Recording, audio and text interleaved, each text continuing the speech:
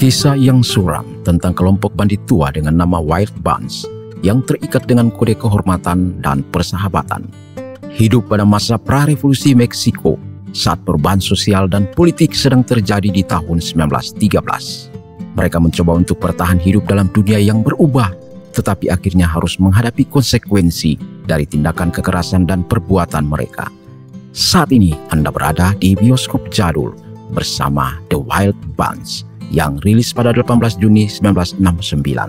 Digarap dengan apik oleh sutradara kawakan Sam Peckinpah bersama bintang utama William Holden, Ernest Borgnine, dan Robert Ryan. Tak perlu berlama-lama, kita ke Meksiko bersama The Wild Bunch.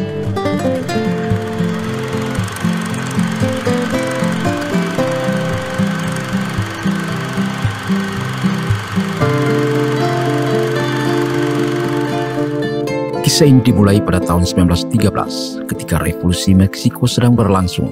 Sekelompok bandit tua bernama Wild Bunch menyamar dengan berpakaian seperti tentara kavaleri Amerika Serikat memasuki kota debu San Rafael yang juga disebut Starbuck di Texas Selatan. Berkuda, tampil dengan heroik, kaku dan formal di sepanjang rel kereta api. Di pinggiran kota itu mereka melewati sekelompok anak-anak desa yang bermain dengan kalajengking dan koloni semut. Di kota debu itu, mereka melewati orang-orang yang berpakaian hitam berkumpul di bawah tenda, di mana wali kota Wine Squad berkhotbah tentang dosa minuman, mengutip secara bebas kitab Imamat 10 ayat 9. Jangan engkau minum anggur atau minuman keras, engkau serta anak-anakmu, bila kamu masuk ke dalam kemah pertemuan, supaya jangan kamu mati. Mereka pun turun di depan kantor administrasi Texas Selatan, dan dua pria lagi bergabung bersama mereka. Pimpinan bandit itu, Pike Bishop, memimpin mereka dalam formasi menuju bank Starbuck, bank kantor kereta api. Pike tidak sengaja menabrak seorang wanita tua. Dengan sopan, dia memungut bungkusan wanita tua itu dan memberikan kepada temannya, Dutch Engstrom. Kemudian, Pike membantu wanita tua itu menyeberang jalan. Mereka tidak menyadari penyergapan sudah disiapkan oleh bos kereta api. Sekelompok pemburu hadiah menunggu di atap. Setelah memasuki bank, Pike kumpulkan para pegawai ke seberang ruangan dan dengan kejam meneriakkan perintah mematikan kepada anak buahnya. If they move, kill them. Jika mereka bergerak, bunuh mereka. Di sisi lain, pengkhotbah meminta kawanannya menjauhkan diri dari semua minuman keras yang disuling, termasuk anggur, bir, dan sari buah apel. Kemudian mereka melanjutkan parade diiringi band Temperance Union memainkan We Shall Gather at the River.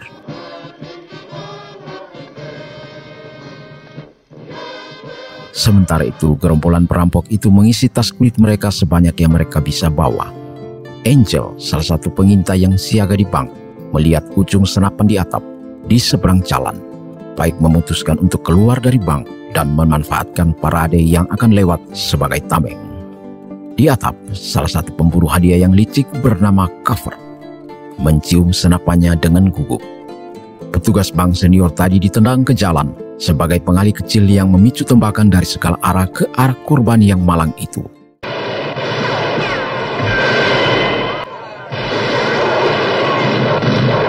Kedua belah pihak tampaknya mengabaikan bahaya, di mana mereka sewenang-wenang menyebabkan penduduk kota yang tidak bersalah menjadi korban. Pria, wanita, dan anak-anak yang berparade terjebak dalam baku tembak. Bandit-bandit itu berhasil keluar. Di dalam bank, si gila Crazy Lee, salah satu anggota geng yang sengaja ditinggalkan untuk menjaga Sandra, meneror dua pegawai bank dan seorang pelanggan wanita. Kemudian dia memaksa para tahanannya untuk berbaris menyanyikan himne We Shall Gather at the River. Di luar, Pike menatap ke atas dan mengenali itu teman lamanya, Dickie Thornton. Keduanya saling tembak, tapi hanya mengenai target lain di dekat mereka.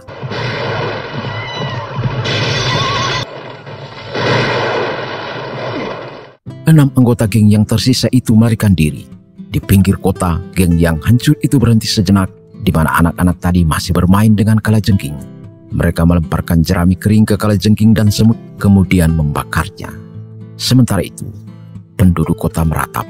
Dua pemburu hadiah Kudisan, Cover, dan Tisi berlarian seperti burung nasar mencari jarahan. Harrigan, agen kereta api yang menyewa mereka, meremehkan pekerjaan mereka yang ceroboh, menembak karyawan bank dan membiarkan geng lain pergi. Thornton menganggap Harrigan tidak merencanakan dengan baik, tapi Harrigan mempertanyakan mengapa Thornton tidak membunuh Pike padahal dia punya kesempatan.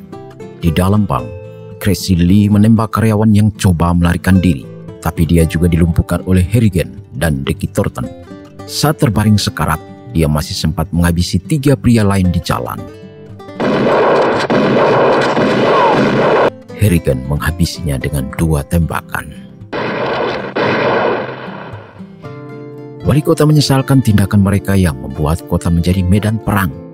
Tetapi penyelenggara kereta api membela diri dengan mengatakan mereka coba menangkap penjahat. Di luar kota, seorang anggota geng yang terluka jatuh dari kudanya. Wajahnya berlumuran darah dan tak dapat melihat. Ia memohon Pike untuk membunuhnya, dan dengan dingin Pike memenuhi permintaannya untuk membebaskannya dari kesengsaraan. Setelah mempertimbangkan apakah mereka harus memakamkan dengan layak teman mereka itu, akhirnya diputuskan meninggalkan jasadnya dan melanjutkan perjalanan. Kembali ke kota, Harrigan memerintahkan kelompok pemburu bayaran yang payah itu untuk memulai lagi perburuan dengan total hadiah $4.500. Tangkap Pike dan kamu akan kaya. Dickie Thornton yang telah mendapatkan pembebasan bersyaratnya sebagai imbalan atas pelacakan rekan lamanya, Pike enggan memburu Pike. Harrigan menegaskan jika dalam 30 hari Pike tidak tertangkap, Thornton akan dikembalikan ke penjara Yuma. Terbayang penyiksaan yang dialaminya di penjara Yuma.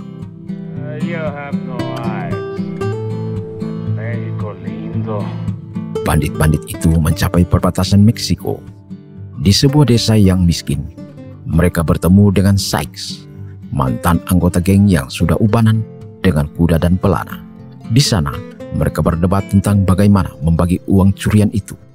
Ketika mereka membuka kantong uang, yang mereka temukan hanyalah logam yang tidak berharga, bahkan cincin perak pun tidak ada. Sementara kelompok tersebut mempertimbangkan langkah mereka selanjutnya, Pike menyarankan kantor administrasi atau bank di kota terdekat, Agua Verde. Tetapi mereka semua menyadari bahwa sebagai penembak jitu yang sudah tua dan dengan gelombang kehidupan modern yang meningkat, mereka mulai menghitung hari-hari yang melelahkan itu. Malam itu, di sekitar api unggun pemburu hadiah, Dickie Thornton mengatakan bahwa Pike yang terbaik, dia tidak pernah tertangkap. Dan paralel dengan itu, di sekitar api unggun bandit, Pike memimpin satu pekerjaan terakhir yang sukses sebelum pensiun. Meragukan kemampuannya sendiri untuk membuat keputusan yang tepat seiring bertambahnya usia, ingatan Pike dan Thornton melayang ke kilas balik sebagai mitra kejahatan saat agen Pinkerton menerobos pintu dan penyergapan itu mengakibatkan Thornton terluka, ditangkap dan dijebloskan ke penjara Yuma, sementara Pike melarikan diri meninggalkan temannya. Keesokan harinya, dalam perjalanan berbahaya di puncak gundukan pasir gurun, Sykes menakuti kuda-kuda itu, membuat mereka berguling menuruni lereng bukit pasir.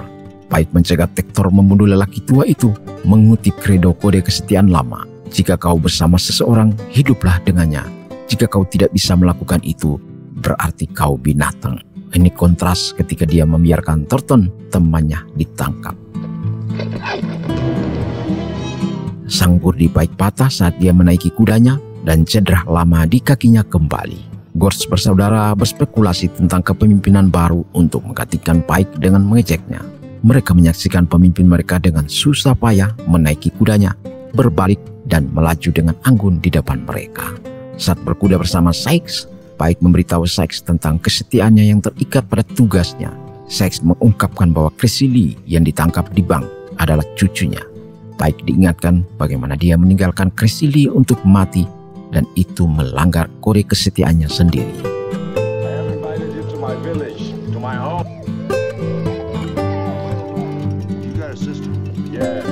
Pike dan anak buahnya ke desa Angel dan tinggal di sana selama sehari semalam. Pike mengetahui dari tetua desa, Don Joseph, bahwa desa tersebut telah menjadi korban perang saudara. Mereka diserang Jenderal Generalissimo Mapache, seorang jenderal Meksiko yang bekerja untuk pemerintahan Jenderal Huerta. 7 penduduk tewas, 2 diantaranya digantung. Ayah Angel digantung dan pacar Angel diambil oleh Mapache. Angel diliputi amarah atas berita kepergian pacarnya dengan Mapache dan bersumpah untuk menemukannya, tetapi Pike melarangnya. Setelah malam perayaan, musik, pesta pora, dan tarian, paginya Wild Bunch mendapat upacara perpisahan romantis dengan iringan lagu Cinta Pengembara, La Golondrina, oleh penduduk desa.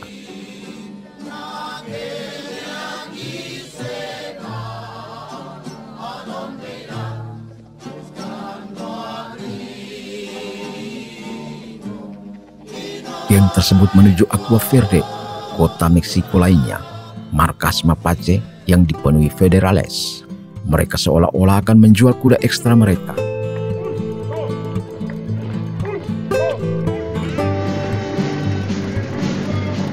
Mapache masuk ke gerbang kota dengan dramatis di mobil tur beratap merah mengkilap, mewah dan canggih ketika itu.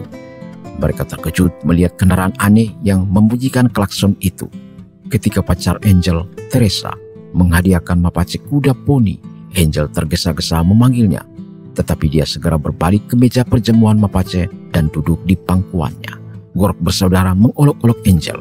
Situasi itu semakin memperdalam rasa sakit hati dan harga diri Angel. Karena cemburu, Angel meneriakkan pacarnya itu buta, artinya pelacur. Kemudian menembak mantan pacarnya itu di dada. Menyadari mereka dalam bahaya, geng itu mengangkat tangan mereka untuk menghindari permusuhan dengan Mapache. Si Jerman, salah satu penasihat Mapache, Komandan Frederick Moore, mencurigai mereka adalah tentara Amerika Serikat setelah mengidentifikasi senjata angkatan darat yang mereka miliki.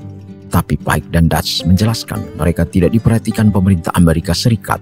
Akhirnya mereka diundang minum bersama, sementara Angel dipukuli. Si Jerman Moore dan Zamora sebagai tangan kanan Mapache menyewa buronan itu $10.000 dalam bentuk emas untuk mencuri kiriman senjata dan amunisi di kereta amunisi Angkatan Darat Amerika. Pike berusaha membebaskan Angel yang ditawan dengan alasan bahwa mereka membutuhkan dia. Sebelum memenuhi kontrak Mapache, mereka menikmati kebersamaan dengan wanita Meksiko di permandian uap. Angel keberatan mencuri senjata untuk membunuh rekan senegaranya. Pike akhirnya menyetujui Angel boleh mencuri 1 kotak senapan dan amunisi untuk penduduk desanya sendiri. Bang! Setelah 6 hari pengejaran, bos kereta api Harrigan dibujuk oleh Thornton untuk coba menyerang Pike karena diduga mereka akan merampok kereta amunisi. Tapi Thornton dengan tegas menolak untuk bekerja dengan para pemburu hadiah yang diberikan Harrigan. Dia butuh 20 orang terlatih, bukan sampah selokan. Harrigan menolak.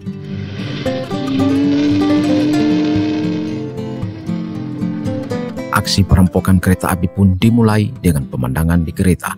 Para pemburu hadiah yang tertidur, tentara kavaleri yang tidak kompeten, dan Thornton yang waspada. Saat kereta berhenti untuk mengambil air dari menara, penyergapan diam-diam telah disiapkan Pike. Angel bersembunyi di saluran air dan yang lainnya muncul dari bawah rel. Mereka melepaskan lokomotif dan gerbong peti senjata di depannya dengan gerbong penumpang di mana Thornton dan para pemburu berada. Let's go. Tapi Thornton dan pemburu hadiah mengeluarkan kuda kemudian mengejar mereka, tapi tidak terkejar karena kereta semakin cepat. Di titik pertemuan rel, Tector dan Sykes sedang menunggu. Kargo yang berisi granat dan senapan itu dipindahkan ke kereta kuda. Kemudian Pike membalikkan mesin kereta, mengirim kembali kereta ke Thornton, dan menyeruduk gerbong yang terdampar di lintasan.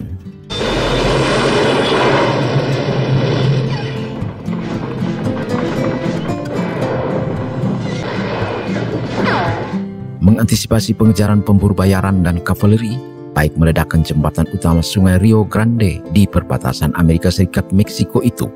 Sebelum dinamit meledak, Pike melepas topinya dan dengan gagah namun menantang memberi hormat kepada Thornton. setengah lusin pemburu hadiah dan kuda Tartan terjun ke dalam air.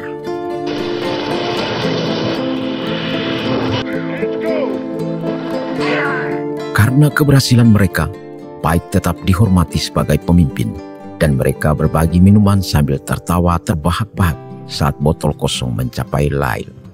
Mereka pun tahu bahwa Thornton hanya tertunda sementara.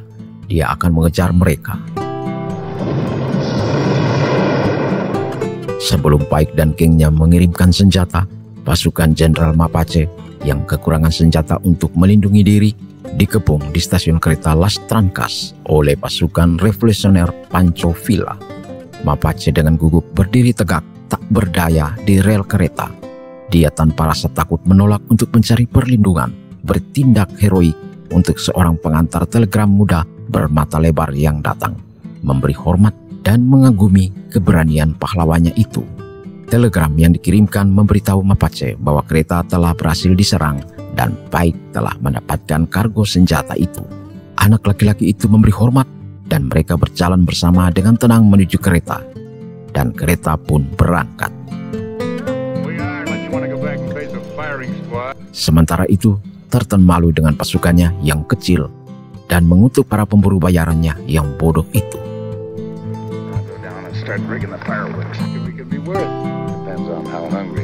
Kembali ke geng Wild Bunch, Pike curiga bahwa Mapache mungkin akan mengambil kargo itu tanpa membayar dan akan menembak mereka saat tawar-menawar.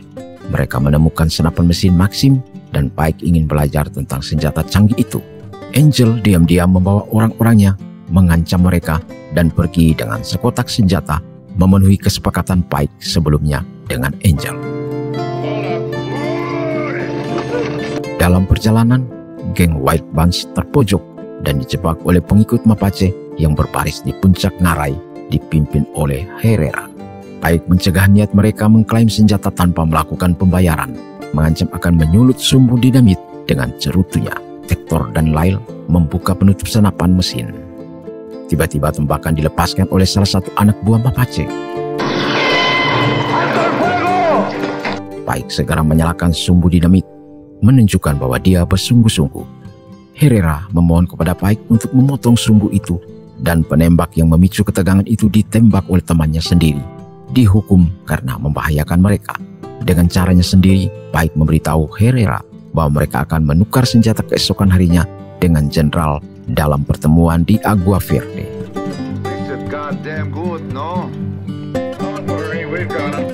Sesuai kesepakatan, Pike pergi ke benteng jenderal untuk menukar senjata dengan uang.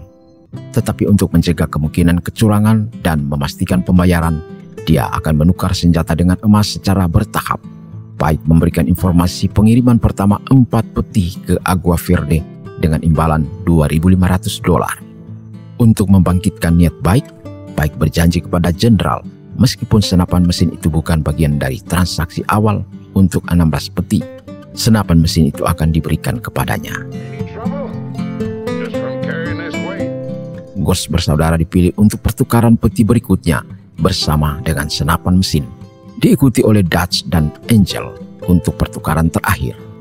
Setelah senjata itu diberikan kepada Mapache, anak buahnya menembakkan senapan mesin itu tanpa mengetahui cara kerjanya. Akibatnya, senjata terarah dengan liar menembak seluruh markas.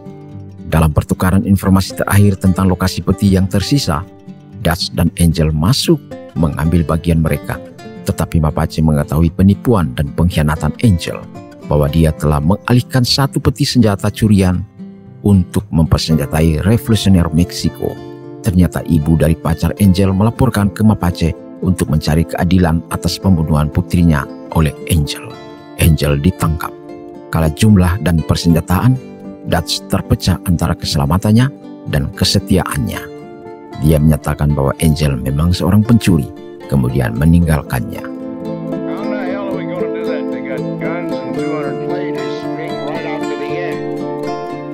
Geng itu berkumpul kembali di ngarai di luar kota, menunggu Sykes kembali dengan kuda beban mereka, dan mereka berdebat tentang apa yang harus dilakukan. Kemudian mereka menyaksikan Sykes disergap pemburu hadiah Tartan dan terluka parah. Pike memutuskan untuk meninggalkan teman lamanya itu kembali ke Agua Verde untuk menjemput Angel dan mencari perlindungan di sana. Sykes yang terluka akhirnya bertemu dengan seorang revolusioner Meksiko. I hate to see that. No more tonight. Mapache menolak menyerahkan Angel yang telah disiksa dengan kejam, malah mengundang geng tersebut untuk bermalam di kota dengan melacur dan minum minuman, walaupun Pike menuntut pembebasan Angel dengan imbalan setengah dari hasil rampokannya. Keesokan paginya, Pike memutuskan untuk membuat keputusan terakhir sambil melihat-lihat botol whisky terakhirnya dan wanita yang menghabiskan malam bersamanya.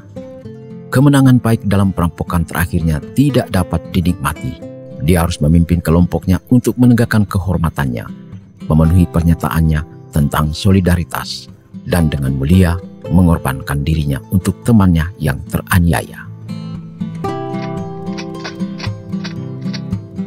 Keempat bandit mengisi senapan mereka dan berbaris melintasi kota Agua Verde untuk menghadapi Mapache yang mabuk di sebelah senapan mesin yang dibanggakannya.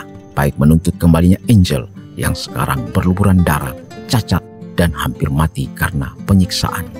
Mapache tampaknya menurut, membantu Angel berjalan ke arah mereka, kemudian memotong ikatan pergelangan tangannya dengan pisau. Tapi dengan brutal, Mapache menggorok leher Angel, dan dengan cepat Pike dan Dutch menembak mati Mapache. Keheningan pun terjadi. Dengan senjata terhunus, keempat bandit itu mampu menahan ratusan orang Meksiko terkejut dan kaget, yang sekarang berdiri tanpa pemimpin dan diam selama beberapa detik, menganga melihat apa yang telah terjadi. Dengan hati-hati, Pike dan Dutch tersenyum dan tertawa, menyadari bahwa untuk sesaat mereka mungkin berhasil. Pike berputar, tidak ada satupun tentara yang bergerak, namun mereka kalah jumlah, terkepung, dan dikutuk untuk mati dalam pertempuran yang tertunda itu. Pike dengan sengaja memilih target berikutnya, menembak Kapten Moore.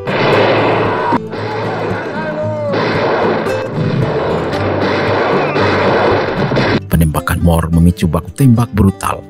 Mereka menimbulkan banyak korban pada tentara Meksiko, tapi akhirnya melemah karena banyaknya musuh mereka. Lyle dan Tector ditembak berulang kali saat mencoba menggunakan senapan mesin. Pike yang mencari perlindungan kembali ke sebuah ruangan di mana seorang wanita tiba-tiba menembaknya dari belakang. Secara refleks, Pike berbalik dan menembak wanita itu.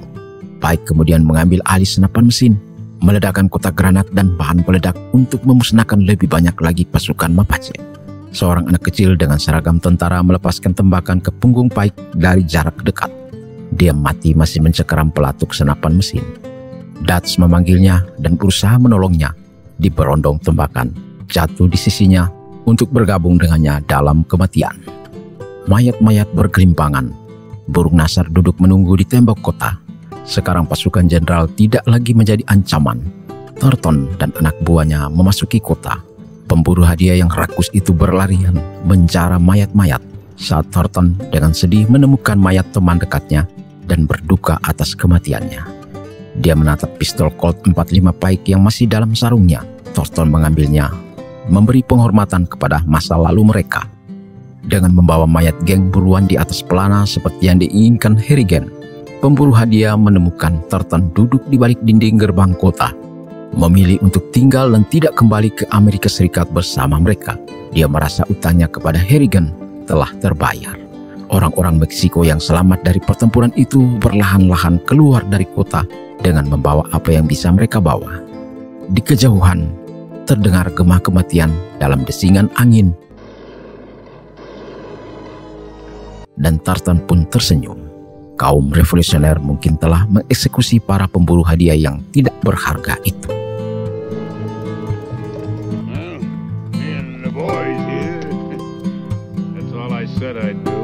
Beberapa saat kemudian, Sykes yang diselamatkan datang bersama kaum revolusioner dan Don Jose. Mereka menemukan Thornton masih duduk di dekat tembok. Sykes yang mengkonfirmasi nasib para pemburu hadiah dan kemudian menanyakan apakah Thornton ingin mencari petualangan baru. Mereka berdua tertawa. Thornton menaiki kudanya dan memutuskan untuk pergi bersama mereka bergabung dalam revolusi Meksiko dan membentuk Wild Bunch baru dengan Sykes, salah satu anggota aslinya, dan film pun berakhir.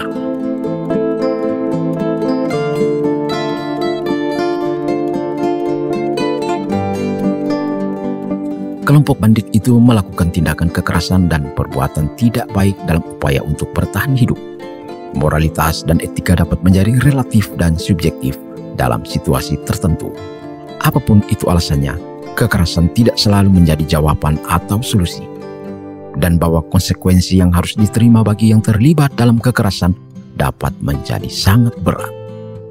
Sekian dulu dari Bioskop Jadul. Terima kasih sudah mengikuti cerita ini hingga akhir. Dan jangan lupa like, share, subscribe, serta bunyikan loncengnya agar tidak ketinggalan film jadul lainnya. Tetap semangat. Sampai jumpa di kisah berikutnya. Salam sehat dan bahagia selalu. Bye.